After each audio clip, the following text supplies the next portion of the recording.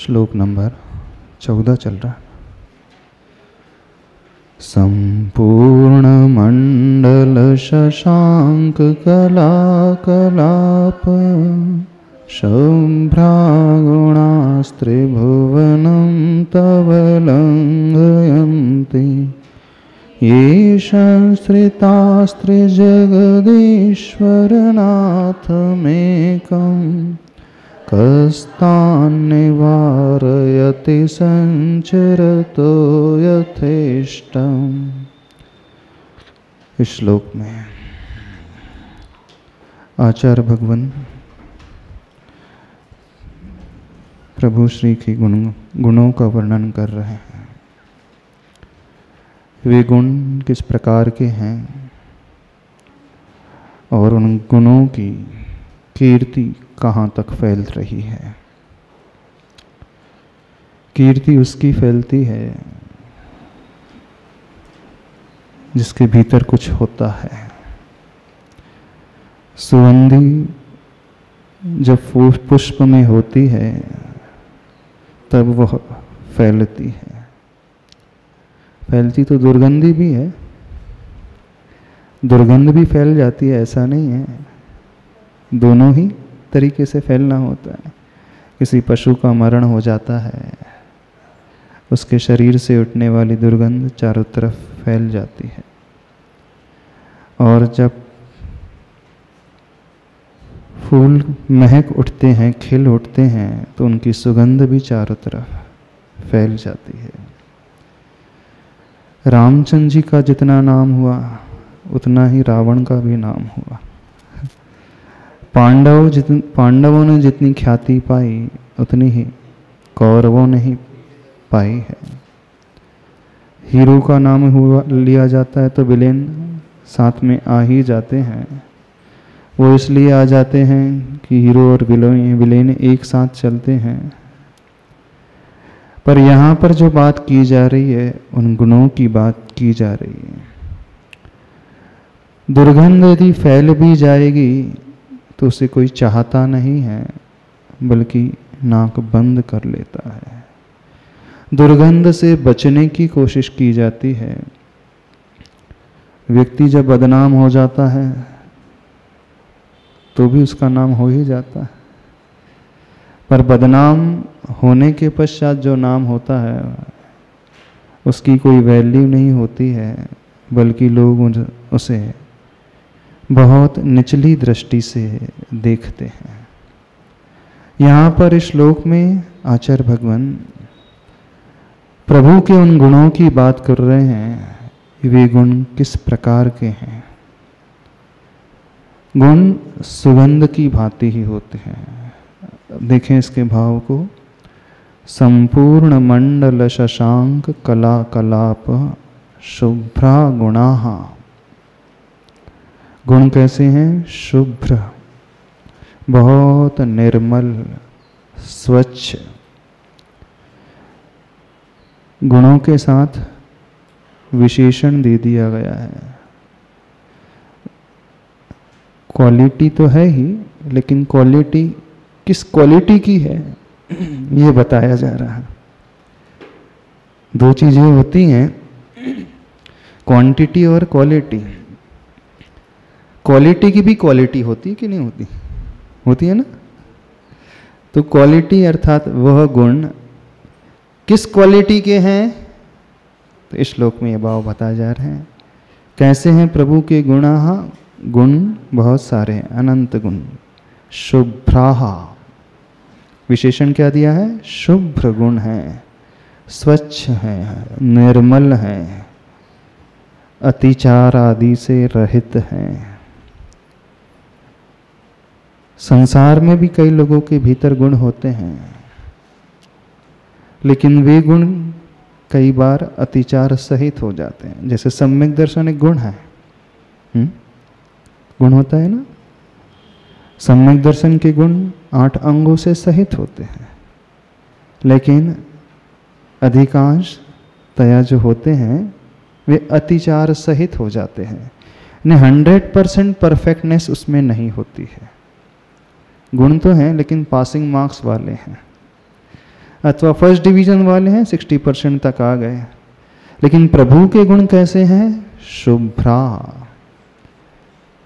स्वच्छ, एकदम निर्मल, जितने अच्छे से अच्छे हो सकते हैं, यानी उसकी क्वालिटी जितनी अच्छी से अच्छी बेस्ट हो सकती है, वे बेस्ट क्वालिटी वाले गुण उन प्रभु के भीतर हैं।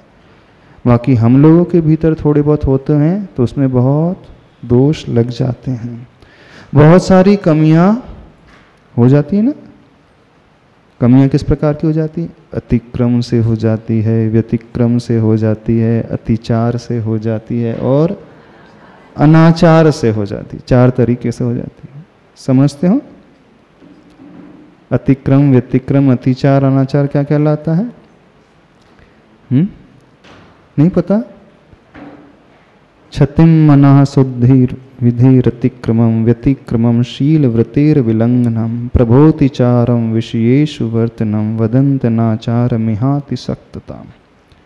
एक बहुत अच्छा उदाहरण आता है इसके लिए, आगम ग्रंथों में, शायद राजवार्तिक ग्रंथ में आया। अब बैल है, वो गुजर रहा है और पड़ोस में उसे दिखता है कि खेत है जो फसलों से लहलहा रहा है, लेकिन उसके चारों तरफ बाड़ी लगी हुई है। अब हरी हरी फसल को देख कर के बैल के मन में इच्छा हो गई कि इसे खाना है। तो जो मन में भाव पैदा हुआ, क्या, कौन सा भाव? हरी फसल को देख करके खाने का भाव। अब वो कवर्ड है, उसका है, उसकी है नहीं वो फसल, उसमें उसका अधिकार नहीं है। अपने अधिकार से आगे बढ़कर के ये भाव पैदा हो गया, किसी और मालिक की वो खेती थी, देख करके मन में भाव खाने का पैदा हो गया। ये हो गया अतिक्रम। अब अगला कदम आता है, भाव पैदा होने के बाद वह उस बाड़ी में से कोई स्थान तलाश करने लगता है, मुंह मार करके, कहीं से जाने का कोई सुराख मिल जाए, मैं ना जा सकूं तो थोड़ा सा मुख चला जाए। तो मुख मार करके वो बाड़ी को तोड़ने की कोशिश करता है। तो ये हो गया व्यतिक्रम। अब तीसरा कदम आ जाता है, थोड़ी सी बाड़ी को वो ऊपर नीचे हिला देता है। अब उसका मुख जो है अंदर पहुंचने लगा है, बैल पूरा नहीं पहुंचा मुख जो है उस खेती को, फसल को खाने के लिए अंदर पहुंचने लगा। थोड़ा थोड़ी इसमें, उसके मुख में वो फसल की जो बालियां थी, गेहूं की फसल थी मान लो, तो बालियां थोड़ी थोड़ी आने लगी, कुछ उसके मुख में आ गई, लेकिन पूरा वो पौधा नहीं आ पाया। थोड़ी और मेहनत करता है, थोड़ी सी और बाली आ जाती है। तो ये हो गया अतिचार। और चौथा कदम होता है, वो बाड़ी तोड़ करके सीधे घुस ही जाता है खेत में। ये हो गया अनाचार। तो अतिक्रम में मतलब मन में भाव पैदा हुआ, ये करना है लेकिन हमारे योग्य नहीं है। जो व्रत लिया है, नियम लिया है, व्रत के पालन करने में जो दोष लग जाते हैं, शिथिलता का भाव। जैसे आपने सामायिक का नियम लिया है, अब अच्छा डट करके भोजन कर लिया यहाँ तक, अब ऐसा लग रहा थोड़ा सा लेट जाओ। सामायिक का काल आ गया है, समय सामायिक का है। मन में कौन सा भाव हो गया? गरिष्ठ भोजन कर लिया था अच्छा डट करके। मन में कौन सा भाव आ गया? थोड़ा सा विश्राम कर लिया जाए। ये हो गया अतिक्रम। व्यतिक्रम क्या? अब विश्राम तो नहीं करा, वो टिक करके बढ़िया एकदम गादी में होता है कि नहीं, खाने के बाद क्या करते? हाँ, भोजन के बाद एकदम जैसे स्लीपिंग कोच होती है, बस होती है, उसकी सीट टिल्ट हो जाती है, थोड़ा सा बैठ गया टिक करके। अब ये हो गया व्यतिक्रम। अतिचार में वो थोड़ा सा लेटने से लगता है, वह पूरा आड़ा सा हो गया। और अनाचार में वो सामयिक छोड़ करके लेटी गया, सो ही गया। अब उसके व्रत में पूरा दोष लग गया। तो मन में जो भाव उठा वो अतिक्रम। क्षतिम मनः शुद्धि, मन की शुद्धि का क्षय हो जाना। क्षतिम मना शुद्धि विधि रतिक्रम व्यतिक्रमशील व्रतेर विलंघनम। अब वो जैसे बैल वो स्थान खोजने लगा, छिद्र में से मुंह डालने की कोशिश करने लगा। व्यतिक्रम और अतिचार में थोड़ा थोड़ा दोष लगना प्रारंभ हो जाता है और अनाचार में पूरा वो नियम खंडित हो जाता है। तो संसारी व्यक्ति जो होते हैं, जीव जो होते हैं, गुण तो होते हैं हम सबके पास, लेकिन वो निर्दोष नहीं होते। गुण कैसे होते हैं? सदोष होते हैं। सम्यक दर्शन तो है लेकिन दोष युक्त है, शंका पैदा हो जाती है, आकांक्षाएं पैदा होने लगती है, ग्लानि का भाव पैदा होने लगता है, हो जाता है ना। उपगोहन व्यक्ति पूरा नहीं कर पाता है और स्थितिकरण तो बहुत दूर रहा। वात्सल्य, पूरा वात्सल्य का भाव उसके प्रति पैदा नहीं होता है, ईर्ष्या होती है और प्रभावना तो भगवान ही मालिक है, कर रहा है शक्ति के अनुरूप लेकिन दोष लगाते हुए। तो जितने भी गुण हैं वो सदोष गुण माने जाते हैं, लेकिन प्रभु के गुण कैसे हैं? निर्दोष, स्वच्छ, निर्मल। तो जो यहाँ विशेषण दिया गया है शुभ्रा गुणास, हे प्रभु आपके गुण कैसे हैं? शुभ्र हैं, स्वच्छ हैं, निर्मल है, मल से रहित हैं। इतने सुंदर गुण हैं, इतने अच्छे गुण हैं, कहीं पर भी 1% भी उसमें कमी नजर नहीं आती है। अब जब इतने अच्छे क्वालिटी वाले गुण हैं, इतनी अच्छी क्वालिटीज वाली क्वालिटी है, तो वो क्या? एकदम परफेक्ट सुगंध। अब वह अपने आप सुगंधी फैलेगी।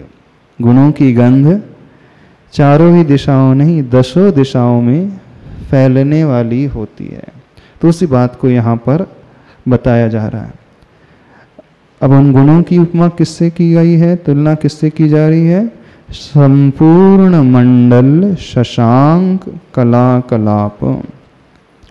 संपूर्ण पूर्ण वह शशांक चंद्रमा जिसकी कलाएं पूर्ण उभर करके आ गई हैं, कलाओं का समूह। 16 कलाएं होती हैं, पूरी 16 कलाएं पूर्णिमा के दिन प्रकट हो जाती हैं। तो चंद्रमा में अब कुछ भी कमी अवशिष्ट नहीं रह जाती है।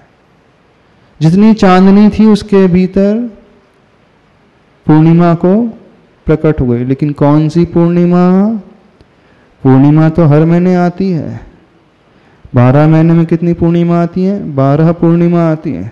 लेकिन एक पूर्णिमा विशेष पूर्णिमा मानी जाती है, जो शरद पूर्णिमा। शरद पूर्णिमा की चांदनी और कुछ विशेषता लिए हुए होती है कि नहीं? अन्य पूर्णिमा की चांदनी इतनी विशेषता लिए नहीं होती है। आयुर्वेद के हिसाब से भी जो मेडिसिनल प्रॉपर्टीज शरद पूर्णिमा की चांदनी में होती है वो अन्य पूर्णिमा के दिनों में रात्रि में नहीं होती है। तो वो वैद्य लोग उन जड़ी बूटियों को, उन औषधियों को रात्रि में उस चांदनी को दिखाते हैं। चंद्रमा की किरणें उन जड़ी बूटियों में पड़ जाए तो उसमें वो अमृतपना आ जाता है, वह भाव उसके भीतर उतर आता है, उसकी क्वालिटी, औषधि की क्वालिटी कई गुना अधिक बढ़ जाती है। बस मात्र वर्ष में एक ही दिन आता है अथवा एक ही रात्रि आती है जो शरद पूर्णिमा की रात्रि होती है, तो उस रात्रि को जो चंद्रमा होता है वो अद्भुत चंद्रमा होता है ना। लोग उसका विशेष ध्यान रखते हैं और उस रात्रि को विशेष ध्यान भी करते हैं। जिसका जैसा उद्देश्य होता है वह उद्देश्य के अनुसार कार्य करता है। वैद्य लोग अपनी दवा को पावरफुल बनाने के लिए करते हैं और ध्यानी योगी लोग उस रात्रि को विशेष ध्यान करते हैं। तो उस रात्रि की विशेषता उसकी चांदनी से आ जाती है। तो जैसे वह शरद पूर्णिमा का चंद्रमा पूर्णता लिए हुए होता है, हे प्रभु आपके गुण कैसे हैं वैसे ही संपूर्ण शशांक कला कलाप से सहित हैं, पूर्ण मंडल सहित हैं और शुभ्रा है, स्वच्छ है, निर्मल है, उसमें किसी प्रकार की कमी कोई खोज ही नहीं सकता। अब पिछले श्लोक में जो चंद्रमा का उदाहरण दिया गया था वो दूसरे पक्ष को लेकर के दिया गया था, चंद्रमा में दाग है। अब यहाँ जो उदाहरण चंद्रमा का दिया जा रहा है दूसरे एंगल के हिसाब से, पूर्णता के हिसाब से दिया जा रहा है और शुभ्र चांदनी के हिसाब से दिया जा रहा है। यानी देखने का नजरिया है, देखने का दृष्टिकोण है। एक ही वस्तु को हम भिन्न भिन्न दृष्टि से देख सकते हैं। अब आचार्य भगवान उदाहरण एक ही ले रहे हैं लेकिन अलग अलग एंगल से उससे प्रस्तुत कर रहे हैं। पिछले श्लोक में उन्होंने उसे एकदम निकृष्ट बना दिया था। चंद्रमा भी कोई चीज है? ऐसा चांद भी किस काम का जिसके चेहरे में दाग है? अब इस श्लोक में क्या कह रहा है? चंद्रमा से बढ़िया कुछ है ही नहीं। परस्पर विरोधी बातें ऐसी नहीं लग रही? लग रही है कि नहीं? लग तो रही है, पर वस्तु एक ही है। हम किस एंगल से उसे देखना चाह रहे हैं इस पर आधारित है। हम उसमें से क्या सिद्ध करना चाहते हैं। तो दृष्टांत एक ही रहता है लेकिन उसी दृष्टांत से दार्ष्टान्त भिन्न भिन्न हो सकते हैं, विषय हम भिन्न भिन्न निकाल सकते हैं। तो ये आचार्य भगवान की विशेष कला है। तो कह रहे हैं वे गुण इतने सुंदर हैं। अब इतने सारे सुंदर गुण हो गए हैं तो वहीं रुक नहीं पा रहे। अब प्रभु आपके गुण इतने सारे, इतने अच्छे, पूर्णता को लिए हुए हैं कि अब रुक ही नहीं पा रहे हैं, फैलने को आतुर हो रहे हैं, बाहर निकलने के लिए आतुर हो रहे हैं। कहाँ से बाहर निकलने के लिए? उनकी आत्मा के प्रदेश से बाहर। और कहाँ तक? 3 लोक तक फैल रहे हैं। 3 लोक ही में नहीं फैल रहे, 3 लोक का उल्लंघन कर रहे हैं। त्रिभुवनम तव लंघयन्ति, 3 भुवन का वह उल्लंघन कर रहे हैं, लांघ करके बाहर जा रहे हैं। कहाँ जा रहे हैं? लोकाकाश को छोड़ करके अलोकाकाश में जा रहे हैं। लोकाकाश मतलब 3 लोक, जहाँ 3 लोक रहते हैं। आकाश का वह हिस्सा जहाँ 3 लोक होते हैं उसे लोकाकाश कहा जाता है, और इससे रहित आकाश का दूसरा हिस्सा क्या कहलाता है? अलोकाकाश। लोकाकाश में 6 द्रव्य होते हैं और लोकाकाश में कितने द्रव्य होते हैं? अलोकाकाश में कोई द्रव्य नहीं होता, एक तो होता है। आकाश तो अपने आप में द्रव्य है ही, लेकिन उस अलोक आकाश में अन्य कोई भी द्रव्य नहीं रहते। ना ही धर्म द्रव्य है, ना ही अधर्म द्रव्य है, ना ही काल द्रव्य है, ना ही जीव द्रव्य है, और ना ही वहाँ पर पुद्गल द्रव्य है। कुछ भी नहीं है। अब कुछ भी नहीं है तो भगवान के गुण लोक से बाहर कैसे फैलेंगे? धर्म द्रव्य होना चाहिए ना फैलाने के लिए। गति में जो सहायक होता है वो धर्म द्रव्य। तो एक क्षेत्र से दूसरी क्षेत्र में फैलाने के लिए धर्म द्रव्य की आवश्यकता होती है कि नहीं होती है? जैसे पुष्प की सुगंधी फैलाने के लिए किसकी आवश्यकता होती? हवा की तो आवश्यकता है ही, लेकिन साथ में धर्म द्रव्य की, क्योंकि गंध जो है फूल से बाहर निकल करके दूसरे क्षेत्र में जा रही है कि नहीं? क्षेत्र से क्षेत्रांतर गमन कर रही है कि नहीं? तो गमन करने में धर्म द्रव्य सहायक। तो हवा तो मूल रूप से प्रेरक निमित्त है और धर्म द्रव्य जो है उदासीन निमित्त है। प्रेरक मीन्स जो मोटिवेट हमें करे, उत्साहित हमें करे। गुरु हमारे जीवन में क्या होते हैं? प्रेरक निमित्त होते हैं ना। और बाकी जो होते हैं कैसे होते हैं?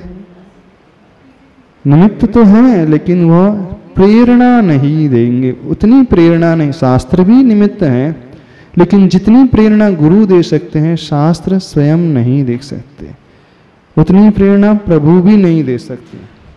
एकदम से शास्त्र प्रभु को उदासीन निमित्त तो नहीं कहेंगे, लेकिन गुरु की तुलना में कम अवश्य है।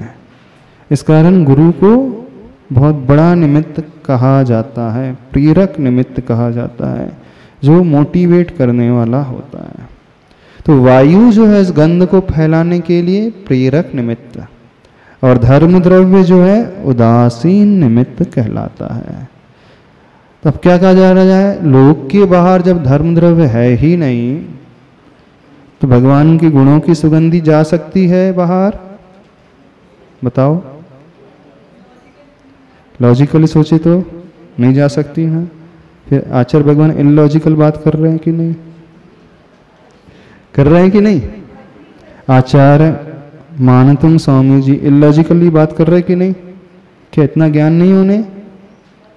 शायद भूल गए होंगे लिखते समय, भक्ति के आवेग में आकर के व्यक्ति भूल गया होगा। अतिशयोक्ति पूर्वक वर्णन चल रहा है, ऐसे है ना?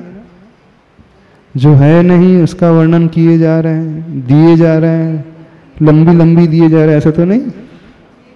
हाँ, भक्ति इसी का नाम होती है।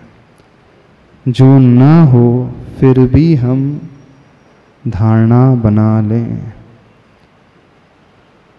जो है उसकी धारणा की बात नहीं की जा रही है, जो है नहीं और ना ही कभी होगी उसकी धारणा, उसकी कल्पना की जा रही है। तो यह झूठ के अंतर्गत नहीं आता है। भले ही हम कह दें कि इलॉजिकल है, लेकिन ये झूठ नहीं कहा जाएगा। भक्ति में इसे ही सत्य कहा जाता है। अब भक्ति में हम ये कहें कि हे प्रभु आपके गुण जो है मात्र वात वलय तक फैल रहे हैं। हाँ, कहां तक फैल रहे हैं? आपके गुण तनुवात वलय तक फैल रहे हैं, क्योंकि इसके आगे नहीं जाते। ठीक है ना? अब थोड़ा सा और रेक्टिफाई कर दे। अब वात वलय तक फैल करके क्या करेंगे गुण? वहां तो पंचेंद्री होते ही नहीं, मन वाले होते नहीं, संगी जीव तो होते ही नहीं, वहां तो मात्र 5 स्थावर होते हैं। अब स्थावर जीव सुन सकता है क्या? पेड़ पौधे सुन सकते हैं गुणों को? भगवान के भीतर इतने सारे गुण होते हैं, वो समझ सकते हैं? बताओ, समझ सकते हैं क्या? नहीं समझ सकते ना। एक इंद्री समझ सकता है क्योंकि उसके पास मन ही नहीं होता। अब 2 इंद्री, उसके पास ही कान भी नहीं है, सुनेगा भी क्या? वाणी नहीं सुन पाएगा। 3 इंद्री भी नहीं सुन पाएगा, 4 इंद्री भी नहीं सुन पाएगा। तो आपकी वाणी कौन सुन पाएगा? पंचेंद्री। और समझ कौन पाएगा? जो संगी होगा वो ही समझ पाएगा, मन वाला ही समझ पाएगा। जो असंगी है उसे क्या लेना देना? ये भगवान होते हैं, उसे क्या समझ में आएगा? ये भगवान का समवसरण है, ये भगवान के भीतर इतने सारे गुण हैं, उन्होंने प्रकट कर लिए अपनी साधना से। तो फिर भगवान के गुण कहाँ तक फैल रहे हैं? अब आप बताना कहाँ तक फैल रहे हैं? अब 3 लोक भी समाप्त हो रहा है, खत्म हो गया कि नहीं? क्योंकि लोकनाड़ी के बाहर, अथवा लोकनाड़ी तो 14 राज हो गई, त्रसनाड़ी के बाहर, त्रसनाड़ी 13 राजू, 13 राजू ना।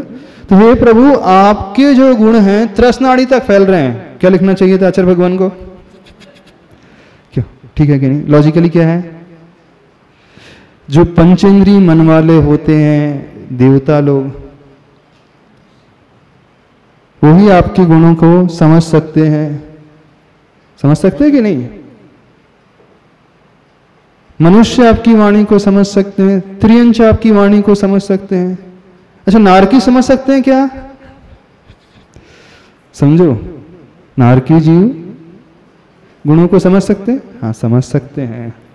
जाति स्मरण यदि हो जाए, धर्म श्रवण हो जाए, कोई देवता आकर के उपदेश दे दे कि प्रभु ऐसे होते हैं, 18 दोषों से रहित होते हैं, देव गुरु और शास्त्र के स्वरूप का वर्णन कर दे, 7 तत्वों का वर्णन कर दे, तीर्थंकर हैं 46 मूल गुण से सहित होते हैं, उनके ऊपर श्रद्धा करो। हाँ, तो नारकी भी उन गुणों को स्वीकार कर सकता है, कर सकता है ना।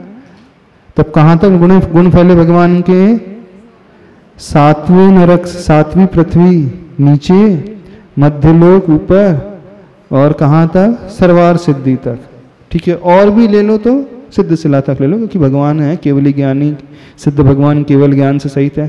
तो ऐसा करते हैं, अब अपन क्या बनाना चाहिए इसमें, आचार्य भगवान का सुधार करना चाहिए। हे प्रभु, आपके गुण जो है त्रसनाड़ी तक फैल रहे हैं। ये लॉजिकली बात हो गई। बाकी इसके अलावा जो इलॉजिकल, गणित के हिसाब से बिल्कुल ठीक बैठ रहा है कि नहीं? नहीं बैठ रहा है। हाँ, माइक दे दो उनको इसमें क्या। अब जो पंडित होगा, ज्ञानी होगा, वो क्या कर लिखेगा? अब भक्तामृत में सुधार करेगा, वो कर देगा कि नहीं?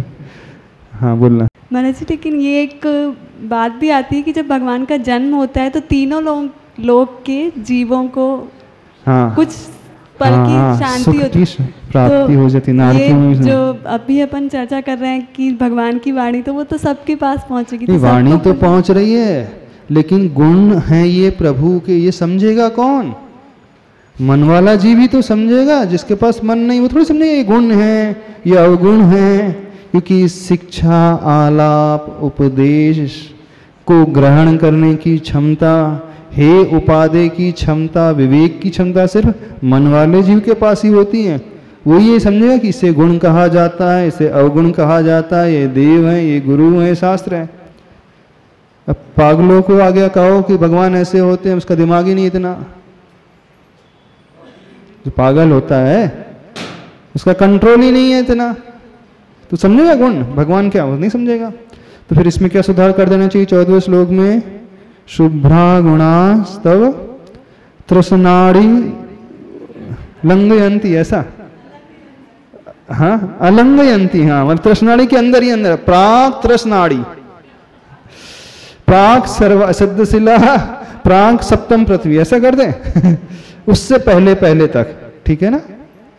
अब जो विद्वान है तथाकथित, इसमें सुधार कर देंगे।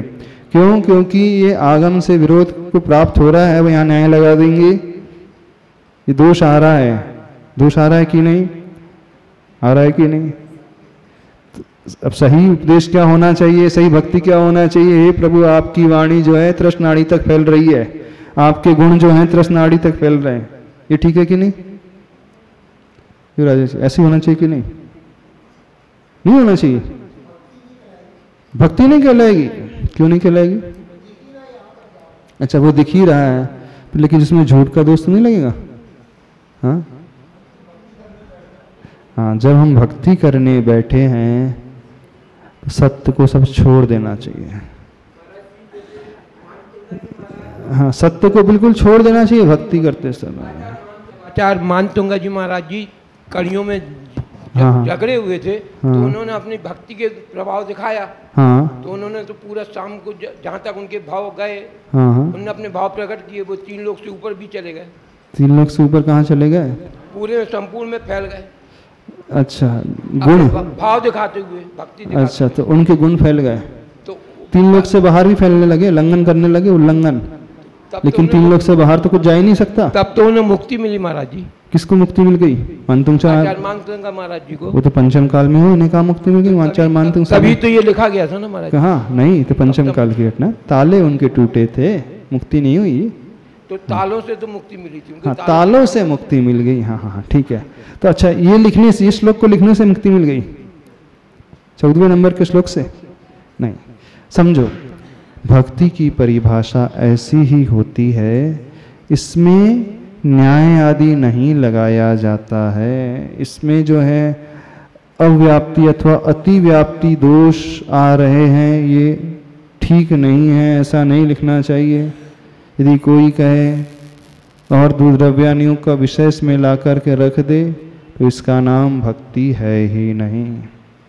तो भक्ति में हम जितनी कल्पना कर सकते हैं कर लें। आसमान से भी ऊंचा उड़ने की बात। कौन कहता है आसमान में सुराख नहीं हो सकता है? एक पत्थर तो तबीयत से उछालो। एक पत्थर तो तबीयत से उछालो, आसमान में भी सुराख हो सकता है। लंबी लंबी दे दी उनने। हाँ, लंबी लंबी फेंक दी नहीं। हाँ बोलिए। प्रथमानियों के ग्रंथों में तो आधे पेज तो इसी के ही रहते हैं। किसके आधे पेज रहते हैं? भक्ति की अतिशयोक्ति के। हाँ, तो बिल्कुल गलत नहीं है वो। भक्ति की भाषा ही यह है।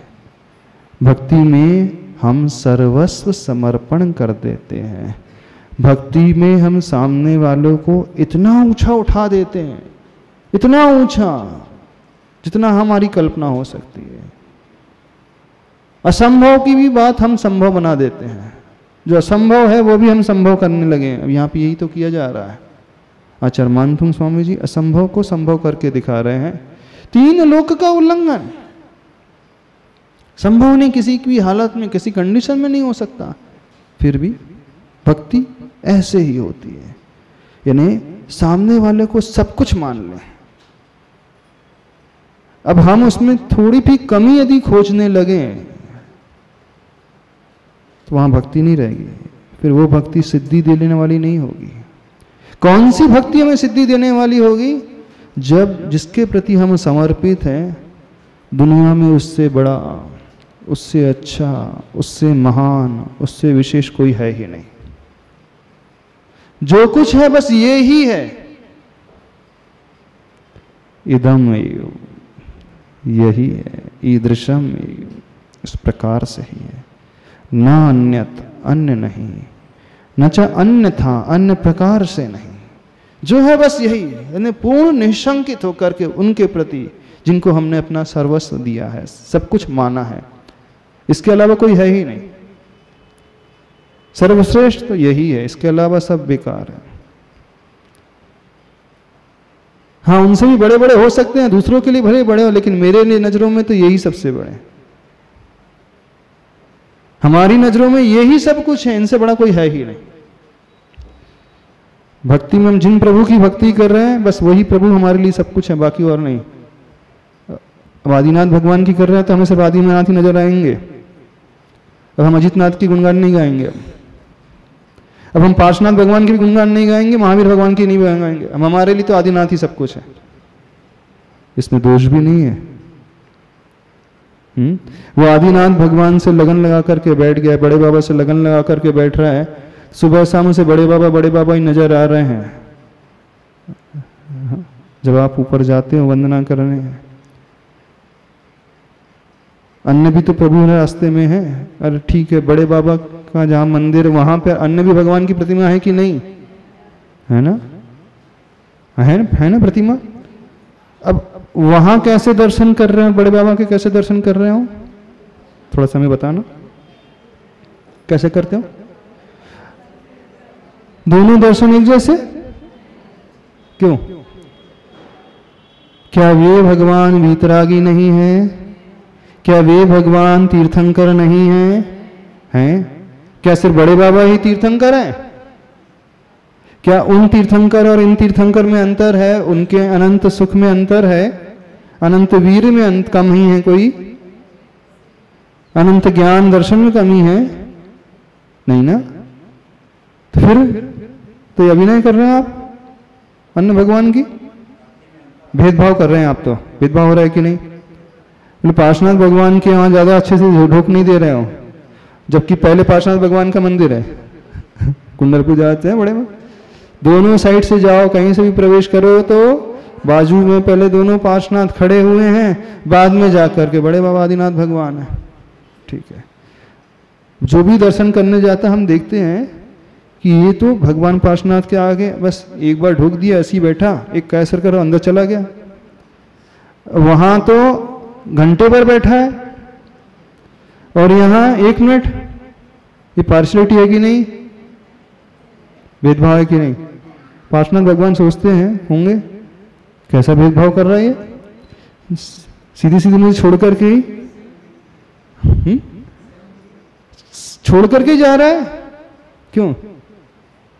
भेदभाव है कि नहीं बताओ? अच्छा, भेदभाव है कि भेदभाव है ही नहीं। पार्श्वनाथ भगवान के पास 1 मिनट और बड़े बाबा के पास 1 घंटा। पार्श्वनाथ भगवान से भेदभाव हुआ? नहीं हुआ। हुआ तो वहां 60 मिनट्स दिए जा रहे हैं, या 1 मिनट या 60 सेकंड्स दिए जा रहे हैं। वहां 60 मिनट और यहां 60 सेकंड, कितना अंतर। क्या अभिनय हो रही है? अभिनय नहीं, अब हमारी विशुद्धि उन्हीं के पास जाकर के बढ़ रही है। बड़े बाबा के जब दर्शन करते हैं तो वो भाव वहीं पैदा होते हैं, यहां नहीं हो रहे हैं, तो वो अभिनय नहीं है। अभिनय तो तब मानी जाएगी जब हम उनके दर्शन ही ना करें। लेकिन जहां भाव लग रहे हैं वहां हम अधिक समय दे रहे हैं तो अभिनय नहीं, क्योंकि विशुद्धि वहीं बढ़ सकती है। वो समर्पण हमारा वहीं है, क्योंकि हमने आदिनाथ भगवान को सब कुछ माना है। वो हमारे भगवान है, वो मेरे भगवान है ना, वो मेरे इष्ट प्रभु हैं। अब वो इष्ट प्रभु मान रहा है तो अन्य तीर्थंकरों की अभिनय नहीं कर रहा, इस बात को समझना। और इष्ट होना जरूरी भी होना चाहिए कि नहीं।